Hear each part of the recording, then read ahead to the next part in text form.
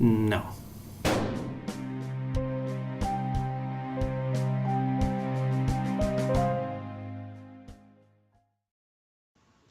Hello, everyone, and welcome back to Zero Interest. This time, we're finishing up Konosuba Season 2. Yay.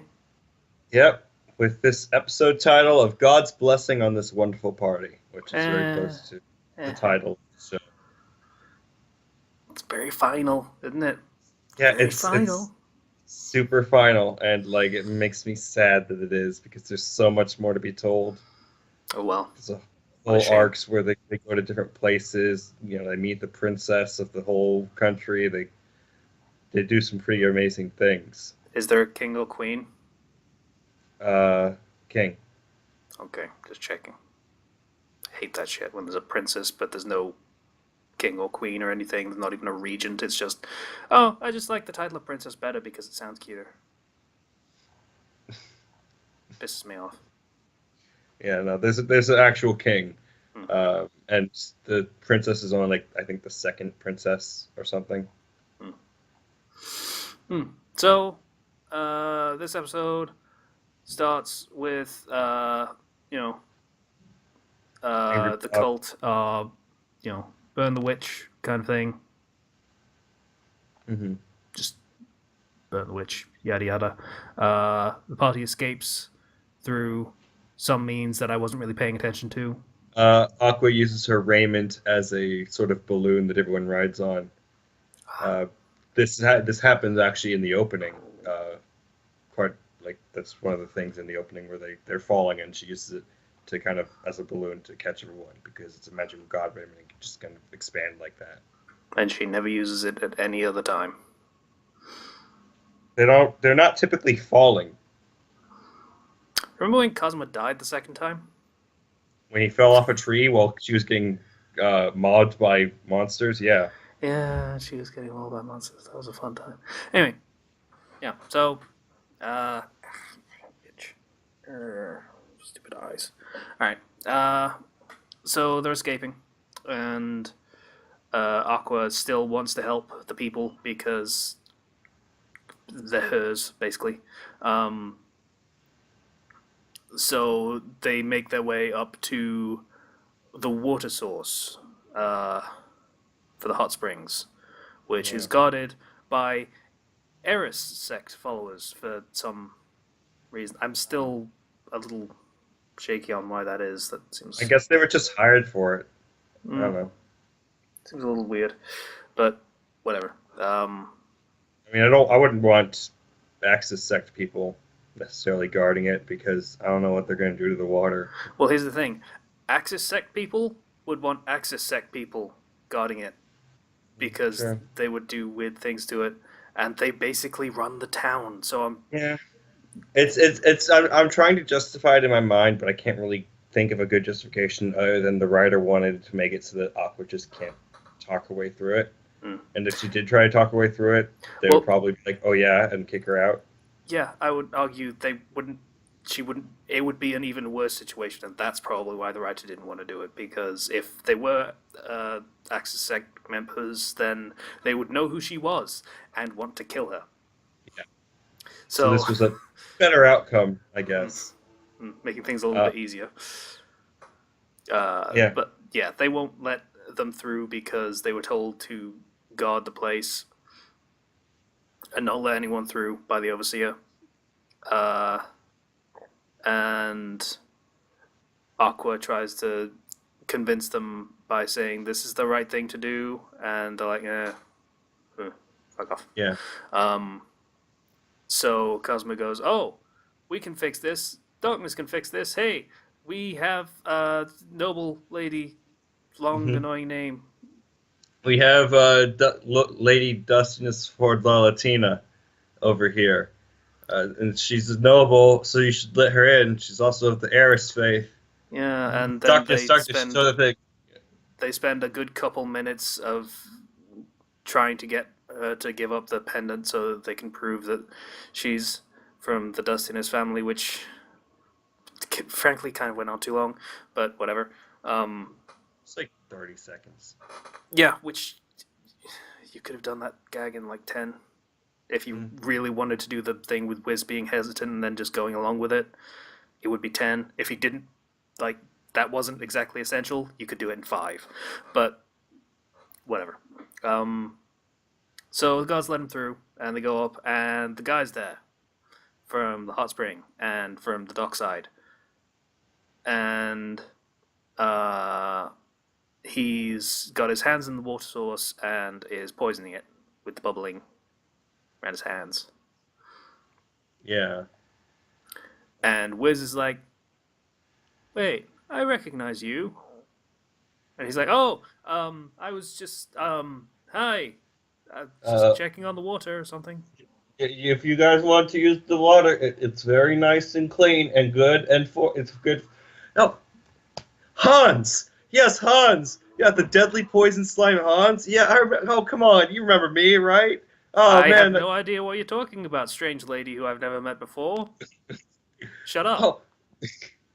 And then the party's like, you're not getting away with your evil plan, Hans. We're going to defeat you, Hans. He's just called him Hans.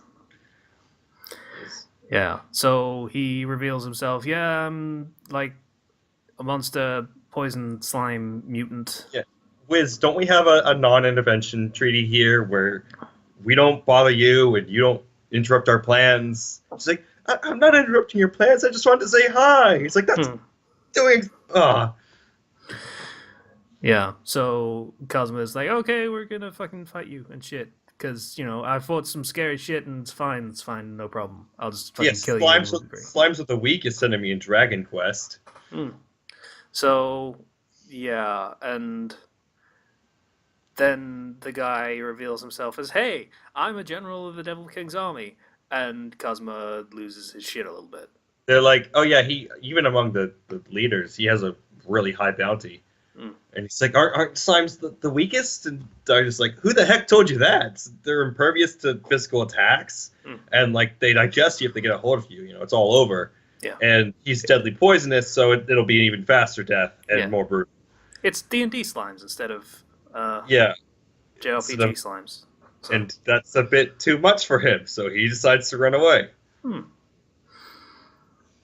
And they run down the mountain path again, and blocking the path is the army of villagers that are, like, chanting, Still after them. The Devil King, kill it, bitch, she needs to die, and stuff. I forget what they say. Yeah, slay the Devil King, or, like, slay the devils, kill the Devil King is their slogan right now. And Aqua is like, they're like, oh, do you really want to save these people that badly? And Aqua is like, yes, and runs back up to the top and to face the slime. Yeah. Hans, sorry. And they're like, oh, come on, Cosmo, you should... He's like, yeah, I know. Okay, come on, everybody. And so they go back. And face the dude, and I forget what happens. Well, Aqua's, like, trash-talking him, saying, I bet you were really just an unpopular, lonely weirdo and stuff because, it's poison, you're so creepy, you know. And, bad enough being a slime, you're a poison slime. That makes you even doubly as gross. Yeah. And Cosmo's like, hey, wait, he shows up with her. He's like, what happened to the Overseer? And then Hans is like, oh yeah, I ate him. Yep. And this was where I got really annoyed retroactively. Because that missed episode really is coming back to not be so good. Yep. Because this is where Wiz decides to be a badass all of a sudden. Wiz! Kaasudo, Crystal Prison! 確か、私が中立でいる条件は、戦闘に携わる者以外の人間を殺さない方に限るでしたね。And awesome. So, little bit of Wiz's backstory is that Wiz was an adventurer who was fighting against Demon King or whatever, and basically she lost and all her party died and she died too, but she managed to use her magic, come back as a lich. Yep. That's Got that from basically her context backstory. clues. Yeah, that what you really can pick the piece set together. Yeah. But here it's revealed. The only reason why I'm not intervening is as long as because you guys agreed only adventurers are going to be the ones dying, only the combatants. We're not going to go and just murder all the innocent people. We're going to be civil about this because adventurers kill monsters. They kind of accept that death comes with the job. But innocent people is where I draw the line. Yep. Because I still was a human who fought for these people. So. And then Hans broke that pact, so Wiz can do whatever the hell she wants. And she wants to fuck him up. Yeah. And like I say, this makes me really mad that they missed that episode because her episode wasn't deemed important enough to be shown, she seemed like a side character. She seemed completely unimportant. Yes. Whereas if they'd done the proper introduction and treated her like a side character, not a main character, but someone who had some significance, some importance, then her bumbling would have been just, okay, fine. She's a bumbling undead lich that, does magic because that's what liches do, but yeah. And then this reveal would have a lot more gravitas, a lot more impact. But because they skipped it... Like I said, first season really screwed the pooch in terms of a lot of things. Yeah, it just makes you think how much better this moment would have been if we'd seen her from start to finish, her whole arc. Yeah, and as somebody who read the light novels before even watching the anime, like it makes sense for me, but I know everybody's gonna miss out on that. That makes me mad. Yeah. So she hits him with ice magic, and freezes his arm, and she's like, "Okay, let's go." And he breaks out of his human fleshy prison and becomes a giant. Yeah, she freezes his hand in place, so he's like, okay, if I'm gonna have to fight you, then cuts it off. I don't know why I was holding my arm like that when it's completely out of frame, but yeah. So yeah, cuts his hand off and is just goes full slime form, giant slime, like 3 stories tall. Yeah, and Kazu's like, yeah, how are we gonna fight this? And he spots the corpse of the overseer inside the slime, and it's just a skeleton with clothes. Yeah, also the cult comes up and they're like, oh, I guess she was telling the truth. Yeah, because while all this is going on, Aqua has been behind everything, just shoving her hands into the water and doing purification over and over and over and over and over again. Trying to solve the problem and, not... Because if that poison does get through to all the other hot springs, like, it would kill people, basically melting them on contact. Yep. So she's going through the pain of sticking her hand straight in poison and causing purification. Which, kudos to you, Aqua. Yeah. And all the townspeople are like, oh, she was great. And then they're still kind of shitting on Darkness and being assholes. And that kind of stuff's programmed in, man. Yeah, but I also really fucking hate that little girl. Yeah. No, that's completely fair. So... It's awful. Darkness saves her. She's like, oh no, you Eris cultist. So Cosmo comes up with a plan and is like, hey, Aqua, you can resurrect people as long as they've not been fully digested, right? And she's like, yeah. He's like, okay, I have a plan. So, yeah, it was Wiz said, I can't freeze him. I use a lot of magic. He's too big right now. I need him to be half his size. And he's like, okay, when I give a word, Mega Man, you're going to blow this thing up? Because she couldn't, because water would ruin everything, I guess. If she blew it up, it would just kind of splatter all over all the water that's around and just make the whole situation worse and poison the whole mountainside. Yeah, I guess that's true. So when I give the word, do the explosion thing, and then Wiz can freeze it. and darkness, protect the villagers. Aqua, you do you, basically. There's some healers from the church healing her and backing her up while she's trying to purify the water. And I forget the next bit, but it's not especially important. Basically, Kazuma baits the thing into chasing him. Yeah.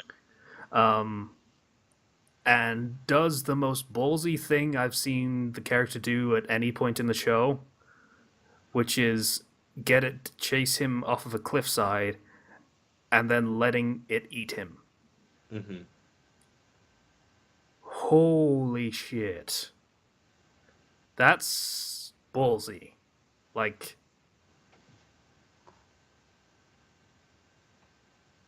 yeah, that must have been agonizing. Like, he jumped. Yeah, like he kind of was in a situation where I can come back still. So, like he's died a few times, so it's not like it's anything new to him. but both of those times were instant. The kind of pain that would have been, I think the context of that might have been lost on the writer a little bit, and they've forgotten, oh yeah, pain's a thing that these characters will experience. Because it was a pretty instant poison death, but at the same time, it was like Cosmo's got some chops here. I think he's really he's been through a lot, and this is kind of one of the bravest things he's done. Mm-hmm. Yeah. So Megumin does the explosion, and it splatters the thing, so it shrinks, and then Wiz freezes it, and it shatters. It's like, yay, we won, I guess. And then except no, because he's still there, just tiny. In his tiny form. You killed, like, most of him, but, like... He's kind of chibi and adorable. He's a little frickin' Octoling from Splatoon. Okay. Yeah, he's a little Splatoon guy, just made of, like, ink, but except it's poison slime. And he's like, I'll just have to eat you all and then get back to my regular size. And then you see Aqua in the distance walking up with now the mob behind her cheering her on. And she gives a speech, I feel like she probably does. And does the whole God Blow, God Requiem thing that we saw in the second episode that was incredibly lame. But now, because she's got her followers literally chanting their credo behind her, which is awesome in a really dumb way. Yeah. You wanna share some of that credo? If something goes wrong, it's society's fault, or something along those lines. Yeah, it's society's fault. As well as, even if you're old, God doesn't. Not even God knows whether or not you'll be happy in the future. So just be happy anyways. Which is actually a good bit. I was expecting you to mention one of the shitty bits. Yeah, but like she has some good bits in there too. But it's also like, oh yeah, running away is fine, and if running away can also be winning. Yeah, and like just stuff that you would expect Aqua to think and say. And she gets her God Blow in, and she's charging up her God Requiem, and you have the one guy shout, "Eris pats her chest." And that devotion gives her the power to launch a God Requiem right onto the thing. And he's like, wait, are you really? And bam. And he's gone. And time skip, basically, they leave the town on the wagon train again. They were going to teleport, but Wiz is kind of out for the count right now because of the purification. She was like right there, and that was bad. She was low on magic from everything, and then she got hit by Aqua's purification, so... Yeah. And Aqua's pissy because everyone was mad at her because she purified the water accidentally. So all of the hot springs are just hot water now. Yeah. Even though she saved them, it's she did kind of cost them a lot of money. So it's kind of like a bittersweet victory, I guess. A little bit. Almost like it's a Pyrrhic victory because that was the goal of the Devil King in the first place was to destroy their economy and income. So, Granted, nobody's still going to die. that. Like, nobody's going to die, and they could probably get the water back up to where it was in, like, a week or two. But, like, it's better than what it could have been. Yeah. And I don't even think the Devil King was behind this particular thing. I think Hans just went to this town to relax and then just got pissed off and decided to poison the hot springs. Entirely possible. I don't know. So maybe that was... They go back home and there's a whole sequence of, hey, remember all these people that we left like 4 episodes ago? Yeah, they're all still here. Yay. Montage. This shot of Eris looking at a very dead Cosma. Just skeleton in the room. Yep. And so yeah, that's pretty much it, really.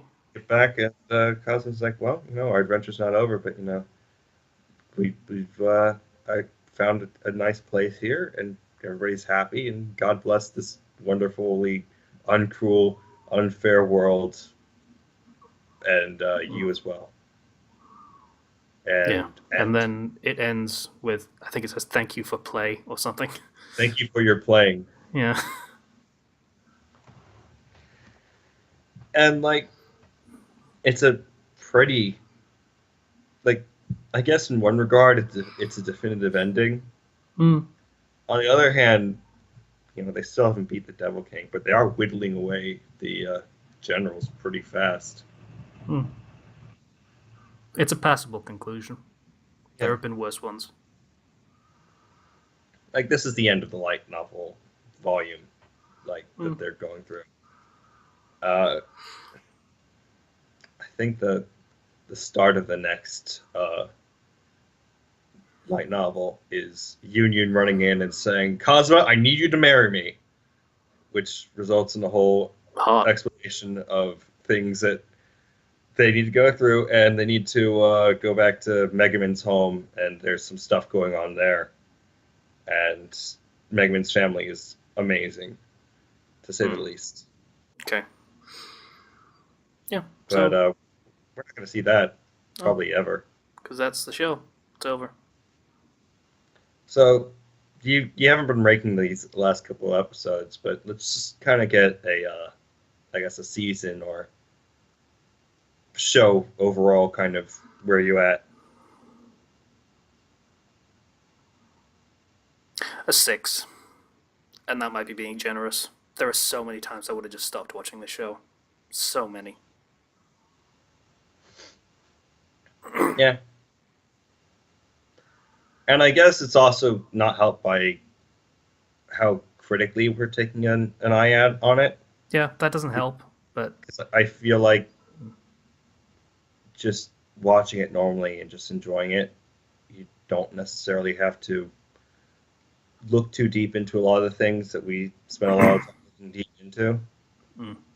And as far as shows go and adaptations, it's not the best adaptation by far. But being critical, yes, but also, while there were high points in the show and some things that were really great, a lot of it was repeating a lot of jokes over and over again and doing them in slightly different ways. Yeah. Like Darkness Thing was tired by like episode 5, and they didn't really evolve that particular character trait at all. It was just kind of... She remained pretty much one note for the entire show's run. Aqua took some retconning, but got better. Megumin, obviously, high point for the entire show. Just fantastic character. A lot of fun. If she wasn't in the show, I would have dropped this like a hot potato. That's not a phrase, but it's a hot thing that I would have dropped because it's not very good. She is my favorite character, like, to be honest, from this show, and you can see why she would get her own spinoff. Yep. I like Cosma in a lot of ways, but I feel like that's more because I read the light novel and that takes his perspective and you can see more of his thoughts. And that really helps to, I guess, endear you more to a character when you're reading it from their perspective. Yeah, I mean, you can see where they try to do that, where they have a lot of his asides just sort of thrown in there. Yeah. But, The writer of this series, I wouldn't say they're necessarily the best when it comes to writing plot or story, but they have pretty decent talent with comedy, at least in the written form, and how well that translates on screen. I feel like the weird cuts in season 1 were really bad. oh, were they? Because those were actually really important for later on, and a lot of the animation in this show is actually pretty good. Yeah, I mean, there are very few shows that I've seen with better animation. And the animation and the music really help this show a lot, but it doesn't make up for a lot of the things that happen. I feel like the writer was very new to writing when he started this, and you can tell. That's probably why he started with the whole Isekai genre stuff, because that's what all new writers in Japan seem to start with. Yeah. And I don't know, I liked the characters enough that when I was reading it, I stuck through it to much later, where I feel like, because I'm probably going to go into spoilers now for later light novels. So if you don't want to hear any of that and you want to read on your own, you can stop here probably. I mean, we still have to announce the next show and everything. Yeah, you'll skip ahead. I'll put a timestamp for you, or something, or Casey will.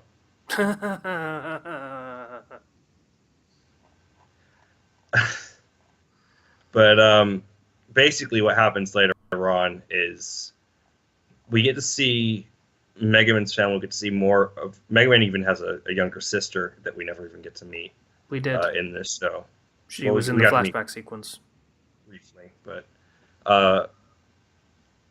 Megumin kind of her dynamic with Kazuma changes dramatically, in which she confesses to him, and he doesn't know what to do about it, and so it's kind of like he talks a big game, but he really has no experience with love or romance or anything, and so she kind of uses that to taunt him in some regards almost, and this does not surprise me. And Darkness as a character, she is very one note, but I feel like the author gets a better handle on him, especially once he introduced the whole noble stuff and her name, because her real name being a sort of point where you can kind of break through that masochistic armor that she always has on, so that nothing really seems to bother her. And I feel, and there's a whole later arc where she's actually going to get like legit married this time, not just like, oh, I can just quit out of this. No, and Kazuma basically ends up going through a whole lot of effort to try to save her from that, and it's really sweet and it's really well done, and it takes a while before he actually gets around to doing it, because he doesn't want to save her. She doesn't want to be saved, and she's not really, they're on bad terms because things happened. And the way the party dynamics really evolve in this show, rather than the light novels, really, I guess, interest me a lot more than other shows of a similar kind. Because isekai shows in general, there's a bit of wish fulfillment there of I'm going to go to another world and I'm going to be awesome and do things. But this kind of tells a story about a group of friends who are just kind of jerks to each other, but also care about each other, and that their dynamics evolve as it goes on. So that's really what's been the main draw for me to this. Fair enough. But yeah, I think that's it for spoilers. So yeah, spoilers end here for light novel stuff. I didn't go much into spoilers, but I think just in case people are trigger happy about spoilers, because I do think that this show does make a good light novel series, but in a lot of ways doesn't make a good show. I wonder what happened to the douche nozzle character. Oh, that guy? Still around. Oh, fair enough. They showed him in the little thing where they're going back into town. Didn't spot that. Fair enough. Yeah, so I guess that's Konosuba. We watched the whole thing. Yay. Yeah. Casey's had a 6 for this. Looking at it critically, I'm inclined to agree that I'd probably give it a 7 as far as adaptations go. And I like this show. But I just wanted to pick this show because I know this show a lot more than, say, Re:Zero. And Re:Zero, while it is fun, I feel like that would have, under a critical analysis lens, I feel like in some regards that could have fallen apart a bit more. Okay. And that's mainly because I don't know as much about the light novels, and I kind of wanted to pick a series that would make us laugh more than just Re:Zero, which is much more depressing. And I the main have character, no such compunctions. yeah, and the main character of Re:Zero takes some getting used to, because he's not. I wouldn't say he's immediately likable, but it's kind of like these two shows are the opposite ends of the spectrum for this type of genre. One being, let's just do comedy and the world is crappy, and the other is, the world is crappy and you are in hell right now. So, yeah. Fair enough. Then. Would you like to announce our next pick? So,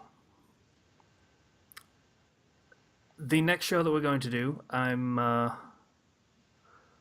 gonna say I'm going to prepare a little video snippet for this particular show, and it's gonna play right now.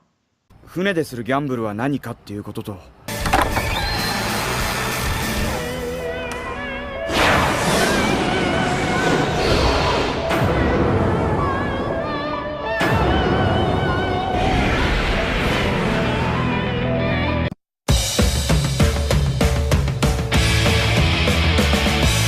未来は僕らの手の中。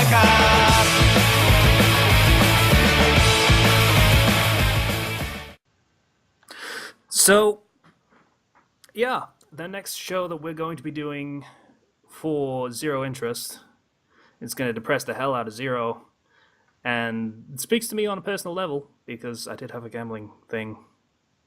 It's not a thing you kind of leave behind. Is Kaiji. The story of a man who's just kind of a shithead who gets tricked into some horrible, horrible debt, but is given a quick and easy solution. I've heard this in contrast to a currently ongoing show called Kakegururi, where Kakegururi is a gambling show, but it's all about the ecstasy of gambling, whereas this is about the bad parts of gambling. Yeah. I would say this is probably going to be the better show just on the fucking face of morals, to be perfectly honest with you. This show will show you exactly how dangerous gambling can be, even if, like, losing is terrible, winning can potentially be worse.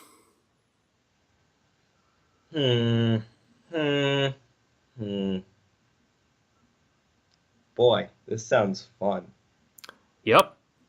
So that's going to be the show that we're going to do next time. We'll be back with that. I'm trying to figure out the episode. We'll be back with that on Monday. It's episodes. 2 seasons of 25 episodes. I'm going to say we'll only do the first season, unless you're enamored with it, in which case we'll do the second. I think 25 episodes is a lot. I think we should just do the first season, and then if I want to, I can watch it on my own, and maybe we could do a follow-up video later. Sure. But yeah, we're going to be doing Kaiji next, and after that, if my mind doesn't change between now and then, I do want to make you watch Mob Psycho 100, which is the other series made by the author of One Punch Man.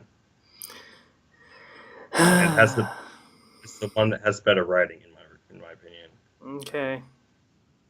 Why does it make you like upset? Because I watched an episode and I hated it. The first episode is the worst episode of the entire show. So that's a terrible place to start then. No, it's awful. The first episode isn't even how the manga begins. Okay. Watch the second episode. All right. So we'll see you Monday with the start of Kaiji for Zero Interest. Screw it. I won't even make Mob Psycho 100 the topic. You need to watch the second episode and then get back to me. No, I'm good. Okay? Just on your own. Please. Come on. I have zero interest in that show. Oh.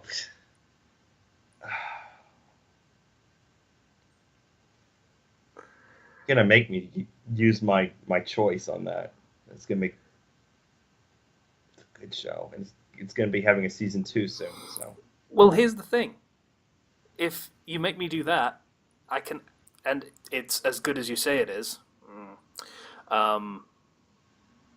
I can be critical of a show and find it good, instead of being critical of a show and finding it critically flawed. I'm pretty sure if you go critical, you're going to frickin' find flaws everywhere on anything. It's just how you are, you negative Nancy, you. I find flaws in anything, but I would still, like, overall, rate RWBY at an 8. Hell, Konosuba, for all the flaws that I found in it, I still rated it a 6, which is still good. Still better than average. I'd rate RWBY at a 7. If only because season 3 is the best season, and the first 2 seasons had a lot of bad things, and the 4th season kind of had a depressing ending to it, as in not good. There's more bad than good to it, but the parts that are good are really good. Yeah, fair play. So, like I say, no matter how critical I am of a show, doesn't mean I hate it by any means. This one was. I can't say I was a particular fan of it, but it wasn't terrible. Wasn't bad.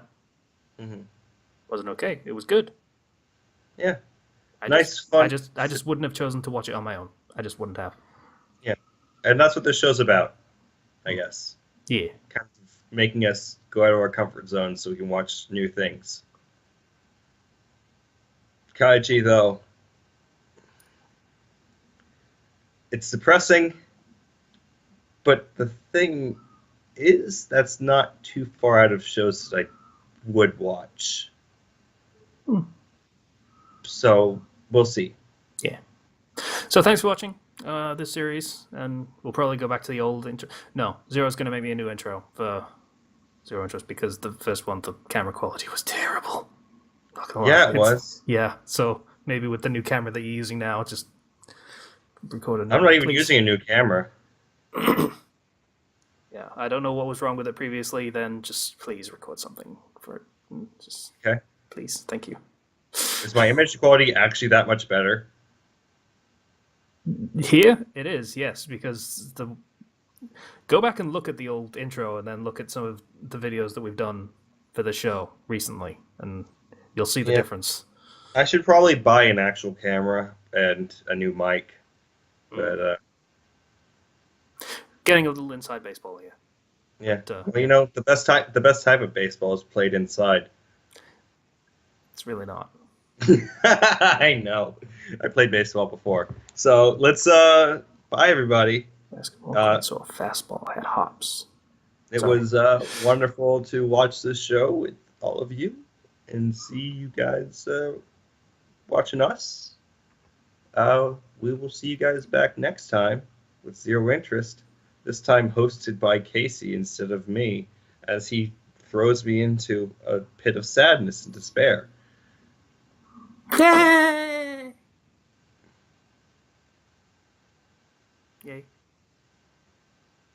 Okay. Yay.